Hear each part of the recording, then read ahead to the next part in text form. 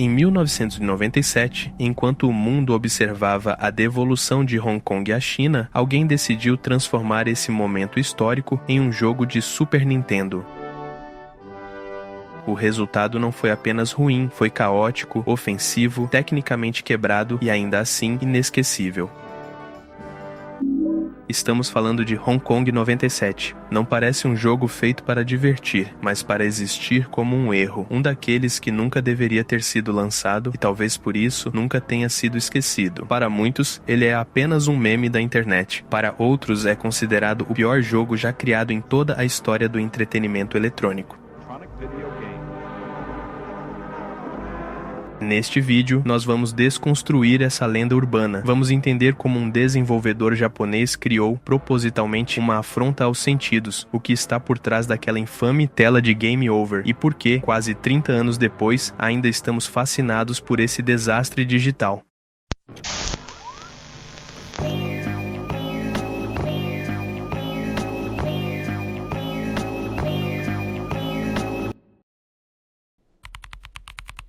Para compreender a existência deste jogo, precisamos olhar para o contexto geopolítico da época. O título Hong Kong 97 refere-se ao evento histórico da transferência da soberania de Hong Kong do Reino Unido para a China. Na vida real, foi um momento de tensão diplomática e incerteza social. No jogo, porém, essa transição foi reinterpretada da maneira mais vulgar possível. Lançado em 1995, 2 anos antes do evento real, pela obscura desenvolvedora Happysoft, o jogo apresenta uma narrativa que beira o surrealismo. A introdução, escrita em um texto mal formatado e repleto de erros gramaticais, estabelece a premissa. O ano é 1997. Um rebanho de vermelhos está chegando do continente. O governo de Hong Kong, em um ato de desespero fictício, convoca um parente distante do falecido Bruce Lee. O nome do protagonista é Tim. A missão atribuída ao jogador não é resgatar reféns ou proteger a cidade. A missão é o extermínio. O jogo instrui explicitamente o jogador a eliminar a população inteira da China continental, um número citado no próprio jogo como 1,2 bilhões de pessoas. Desde os primeiros segundos, Hong Kong 97 abandona qualquer pretensão de ser um produto de entretenimento legítimo. Ele se posiciona imediatamente como uma obra de choque, utilizando xenofobia caricata e violência como seus pilares centrais. Mas a verdadeira agressão ao jogador começa quando a jogabilidade se inicia. Ao assumir o controle de Xin, percebemos imediatamente a precariedade técnica do projeto. Não existem animações de movimento. O protagonista é, na verdade, uma fotografia digital de baixa resolução do ator Jackie Chan, retirada sem permissão do filme, detonando em Barcelona. A mecânica de jogo é básica. Você se move em 4 direções, desvia de projéteis e atira para cima. Não há variedade de inimigos, não há design de fases, e a detecção de colisão é tão imprecisa que a morte do personagem parece aleatória, mas o aspecto mais notório e psicologicamente desgastante de Hong Kong 97 é, sem dúvida, o seu design de som.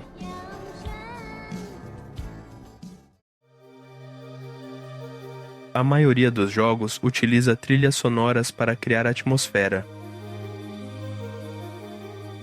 Hong Kong 97 utiliza o áudio como uma arma. O jogo roda um loop contínuo de apenas 6 segundos da canção patriótica chinesa Eu Amo Pequim Tiananmen. Não há pausas, não há variações, não existem sequer efeitos sonoros para os tiros ou explosões que possam interromper a música. Ela toca na tela de título, ela toca durante a ação, ela toca após a morte.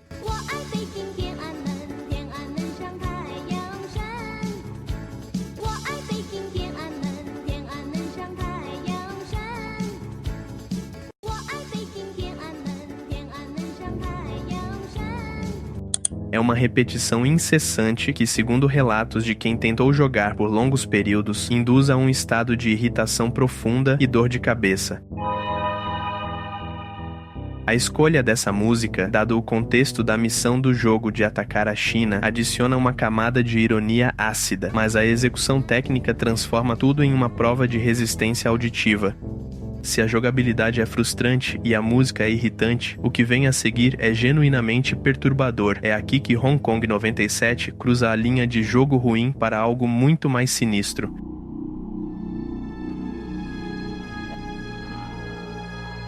Devido à jogabilidade quebrada, o jogador inevitavelmente irá perder.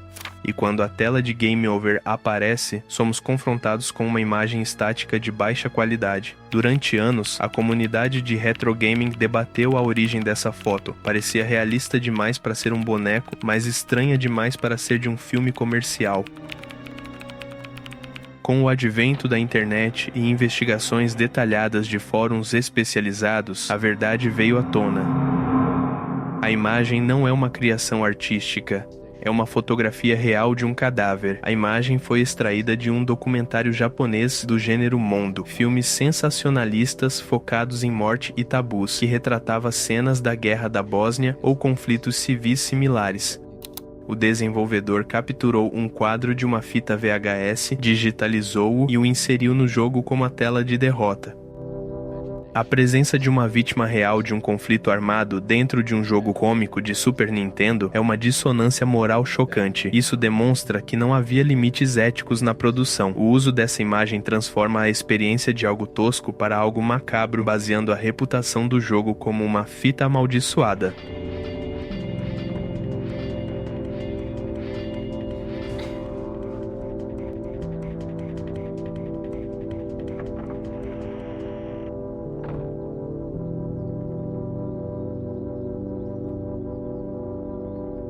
Anos depois que o jogo se tornou um fenômeno cult, o criador Yoshihisa Kurosawa foi localizado para entrevistas.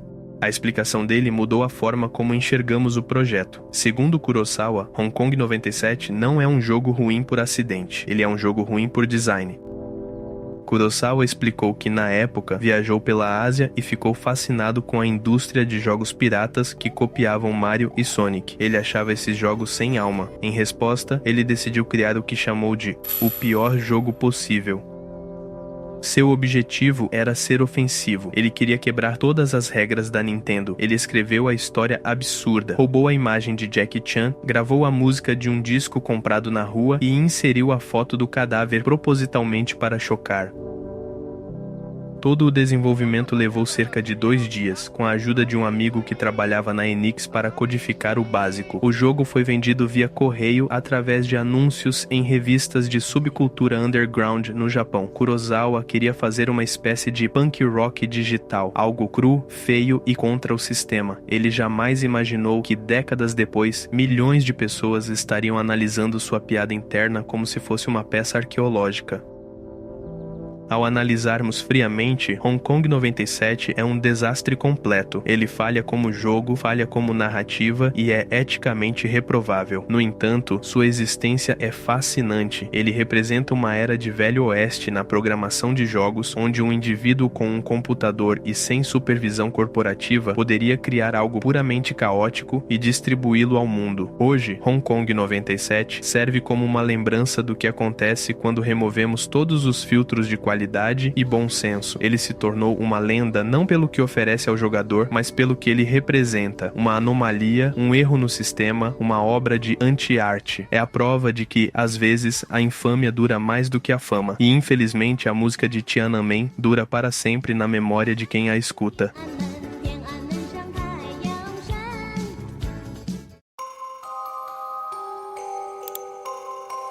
Enfim, aqui é o Clyde. Se você gosta de vídeos desse tipo, deixe sua opinião nos comentários. Hong Kong é lixo ou arte incompreendida?